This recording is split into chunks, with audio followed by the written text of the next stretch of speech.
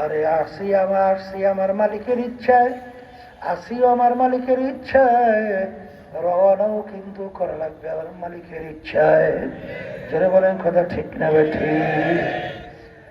এই মন, দুনিয়া এমন এক জিন্দিগি, সেই জিন্দিগি থেকে একবার যদি কেউ রওনা কইরা কবরের জিন্দিগিতে যায়, আর দ্বিতীয়বার কোনো দিন ফেরত যাওয়ার এমন। দুনিয়ার যে কোনো কাজের মধ্যে একবার নয় 5 বার যদি কেউ ঠইয়া যাও, আবার ওই কাজের ভিতরে চেষ্টা করলে জিতবার আশা করা যায়। কিন্তু আখেরাতের ব্যাপারে, কবরের ব্যাপারে, আখেরাতের 5টা মামলার ব্যাপারে খোদা না কাজটা একবার যদি কেউ ঠগ,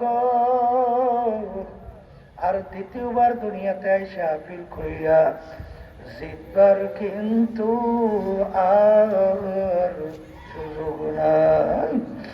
এই জন্য আমার বাজানদেরকে বলবো, পর্দার মা বোনদেরকে বলবো, এ দুনিয়াদার পাগল আমার বাবারা, কোন দুনিয়ার পিছনে পড়লাম, কোন ক্ষমতার পিছনে পড়লাম, কোন দলের পিছনে পড়লাম, কোন টাকার পিছনে পড়লাম, কোন সম্মানের পিছনে পড়লাম। মাঝে মাঝে একটু চক্ষু বন্ধ করো, মুরাকাবা করো, তারপর দুনিয়া থেকে বিদায় নিয়ে কবরের পথে রওনা করো। কারণ বাজার একবার যদি কেউ ঠগ,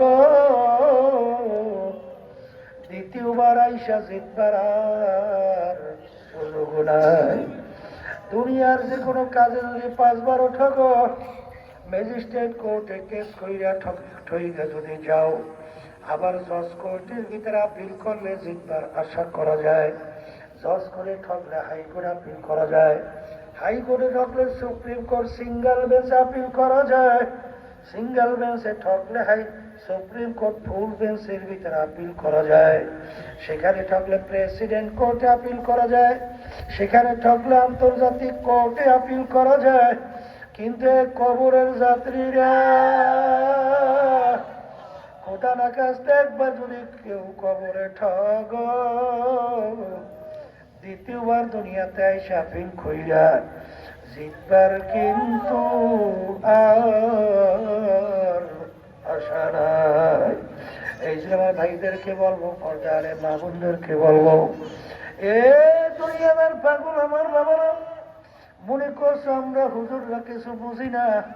বাসান বুঝা শুনলেই কিন্তু টুপি আল্লাহর ফজলে মাথায় রাখছি, সুন্নাতি দাঁড়িয়ে আল্লাহর ফজলে রাখছি, সুন্নাতি জামা গায়ের ভিতরে পড়ছি, আল্লাহর হুকুম আল্লাহর হাবিবের তরিকা অনুযায়ী চলার চেষ্টা করি। আল্লাহ এবং আল্লাহর রাসূল যেটা নিষেধ করছেন ফেরার জন্য চেষ্টা করি। কারণ ভালো করে চিন্তা ভাবনা করে দেখছি, আল্লাহ রাসূল বলেন, হে আমার উম্মতেরা, কুন ফিদ দুনিয়া কাআন্নাকা গারীব আও আবিরু সাবিল। এ আমার উম্মতেরা, দুনিয়া চলে একটা মুসাফির খানা। মুসাফির যখন রাস্তায় চলে, যেরকম নাকি মুসাফিরের হালাত থাকে, এইভাবে তোমরা দুনিয়ার ভিতরে চলবা মুসাফির হালাতে। কারণ এটাকে স্থায়ী থাকার জায়গা না। এ কবরের যাত্রীরা, আল্লাহু আকবার, বলকের বাদশাহ ইব্রাহিম বিন আদম রহমাতুল্লাহ আলাইহি বাজান মুসাফির বলে, বাদশাহ আপনার এই মুসাফির খানায় আমি একটু থাকতে চাই। বাদশাহ বলে, হে বোকা, হে আহমক, তুই আমার ইজ্জত নষ্ট করছো, এইটা আমার স্থায়ী বাড়ি, আর তুই এটাকে মুসাফির খানা বানাইছো, তুই তো আমার ইজ্জত নষ্ট করছো। তখন মুসাফির ডাকতে বলে, বাদশাহ রে, ভুল হইলে মাপ চাই। বাদশাহ স্থায়ী বাড়ি কাকে বলে, মুসাফির খানা কাকে বলে? বাদশাহ বলে, বাড়ি দরজায় ঘর দেখছো দেখছি, ওইটা হলো মুসাফির খানা। বাদশাহ ওইটার পরিচয় কি? কলে রাস্তায় পথিক চলতেছে, রাত্রি হয়ে গেল, অস্থায়ী ভাবে রাত্রি যাপন করলো, পরদিন ভোরে উঠে তার গন্তব্যের দিকে আবার চলে যায়, এইভাবে আসে যায়, তাকে বলে মুসাফির খানা। বাদশাহ স্থায়ী বাড়ি কাকে বলে? বলে যেখানে সব সময়ের জন্য মানুষ বিচারক থাকে।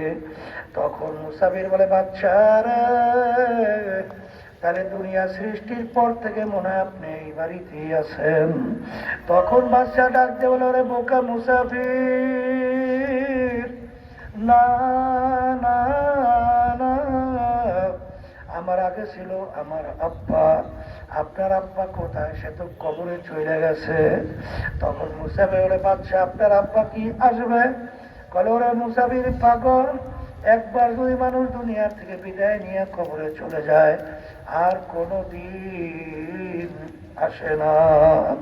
কলে বাদশা আপনার আব্বা গেছিল কে? কলে আমার দাদা। সেই কোথায়? সেও তো কবরে চলে গেল, সেও কি আসবে না? না, সেও কোনোদিন আসবে না। তখন বলে বাদশা আপনি মনে হয় চিরজীবন থাকবেন। তখন বাদশা বলে, রে পাগল মুসাফির, কুল্লু নাফসিন যায়িকাতুল মাউত।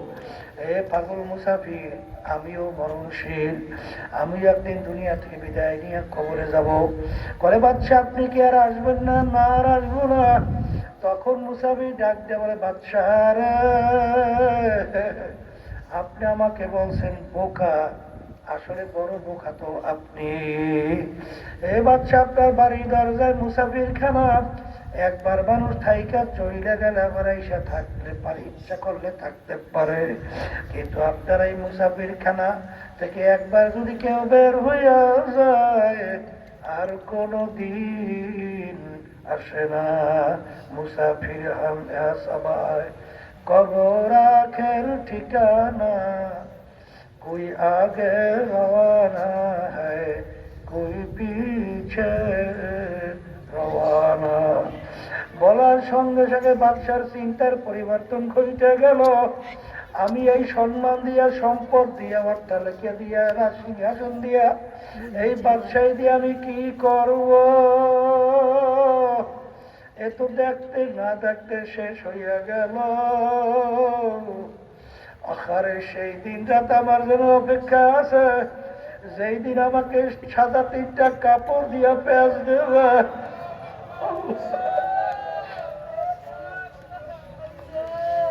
আমার মাথার ভিতরে, মাজার ভিতরে, পায়ের ভিতরে বাঁধিবে, প্যাকেট করে নিয়ে মাটির গর্তের ভিতরে রাখবে। সেদিন তো বেশি দেরি না।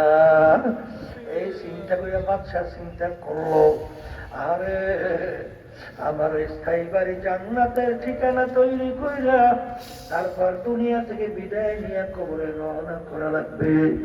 এরপরে সাদিকিন আল্লাহর বান্দার কাছে গেল।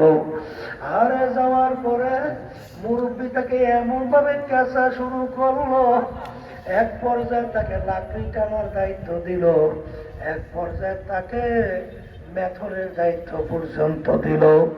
বাজার কাঁচতে কাঁচতে এক পর্যায়ে এমন ভাবে আল্লাহর ফজল করবে, কালবে সালিম তৈরি করলো, কিয়ামত পর্যন্ত মানুষ তার নাম স্মরণ করতে থাকবে। এই জন্য আমার ভাইদেরকে বলবো, পর্দা আলে মা বোনদেরকে বলবো, এ দুনিয়াদার পাগল আমার বাবারা, মাঝে মাঝে একটু চক্ষু বন্ধ করো, মোরাকাবা করো। কিসের দল, কিসের টাকা, কিসের সম্মান, কিসের সম্পদ? এ তো দুনিয়ায় যে কয়দিন চক্ষু খোলা থাকবে সেই কয়দিন বাহাদুরি মাতুব্বারি থাকবে। যেদিন চিরতরে চক্ষু বন্ধ হবে, এত টাকা রাখবা কোথায়? কাপনে যে পকেট নাই।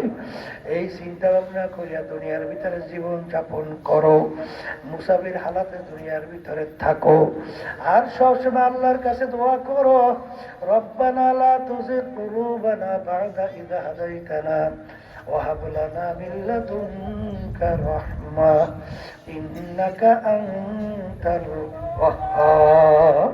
হে আমার দয়ার মালিক, আপনি আমাকে হেদায়েত নসিব করার পরে গোমরাহ কইরেন না, কারণ তোমার আমার তো জানা নাই। আল্লামা সিলি রহমাতুল্লাহি আলাইহি লেখেন, কবরে যাইয়া মাপ পাওয়ার আগ পর্যন্ত নিজেকে নিজে একটা শুয়ারের চেয়ে ভালো মনে করা যায় না।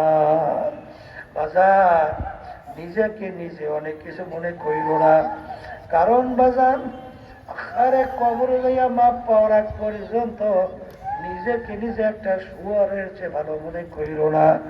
আর সবসময় দুনিয়ার দিকে তাকাইয়া ভরা খাওয়া করো। বাজার দুনিয়ার ইতিহাস পড়িয়া দেখো, আখারে বাদশাহ সিকান্দার তামাম দুনিয়ার রাজত্ব করলো, কিন্তু কই সিকান্দার বাদশার খবর নাই। সারা জাহানের বাদশা ছিল বাদশা সিকান্দার, তিনিও তো চলে গেলেন কবর। মজা ফেরাউনের ইতিহাস পড়লে দেখবা খোদাই পর্যন্ত দাবি করলো, এত বড় শক্তিধর, এত বড় পাওয়ার, এত বড় জালেম, এত বড় বদমাইশ বনিয়েছে, ছেলে সন্তানগুলা ধৈরা ধৈরা জবাই করছিল, কেউ বলার কোনো সাহস নাই। কই ফেরাউনের কোনো পাত্তাও নাই। সাদ্দাত মাওলার সঙ্গে চ্যালেঞ্জ করে দুনিয়া বেহেশত তৈরি করলো, ওর বেহেশত অর্থাৎ আল্লাহর টিটকারি মারার জন্যে। কই সাদ্দারও পাত্তা নাই। নমরুদ মাওলার সঙ্গে চ্যালেঞ্জ করলো, তার খলিল ইব্রাহিম আলাইহিস সালাতু ওয়াস সালামকে আগুনে ফালাইলো, সেই নমরুদের কোনো পাত্তা নাই।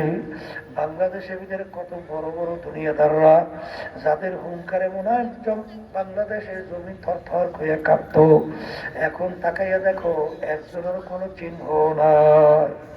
এ দুনিয়াদার পাগল আমার বাবারা, কেউ থাকতে পারে নাই, কেউ থাকতে পারবে না। আর এমন একটা ব্যাপার, দুনিয়ার জিন্দেগি কিন্তু একটাই। একবার যদি দুনিয়াতে শব্দ কেন, একবার যদি দুনিয়ার থেকে বিদায় নিয়ে কবরের পথে যাত্রী হও, আর দ্বিতীয়বার আর ফেরত আসা চায় না। আর দুনিয়া মাজরাতুল আখিরা, এই দুনিয়াটা আখিরাতের সম্পদ সম্পদ কামাই করার জায়গা। আজকে দুনিয়া থাকা অবস্থায় একবার আল্লাহকে আল্লাহ বইলা ডাক দেব, সঙ্গে সঙ্গে আমার মালিক তোমার আমার ডাকে সাড়া দিবে। আর কবরে যাইয়া শত শত বছর আমার আল্লাহকে ডাকবা,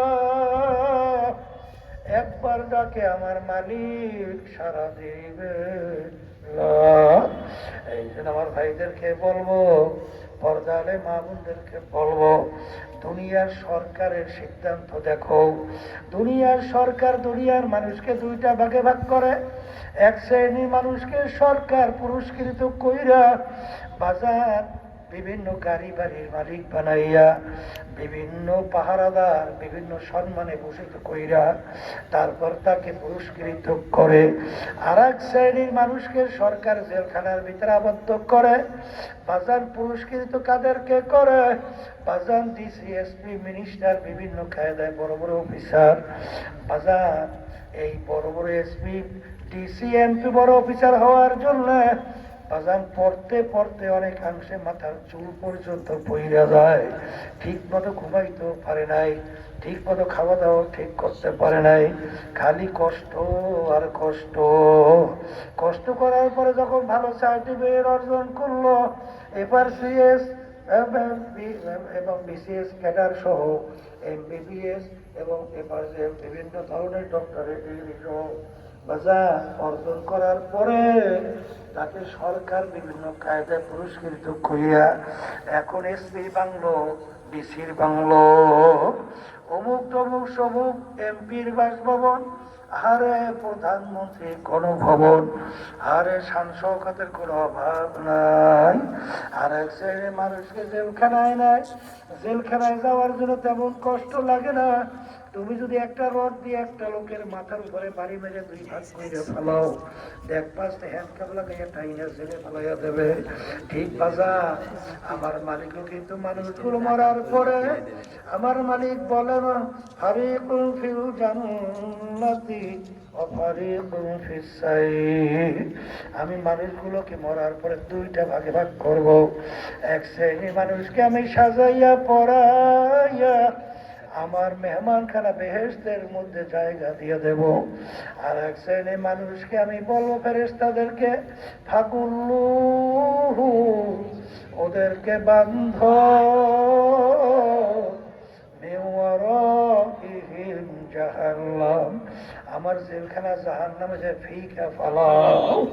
বাজান এখন কথা হলো, দুনিয়ার সরকার যাদেরকে পুরস্কৃত করলো, ওই সার্টিফিকেট অর্জন করার জন্য কষ্ট করা লাগছে।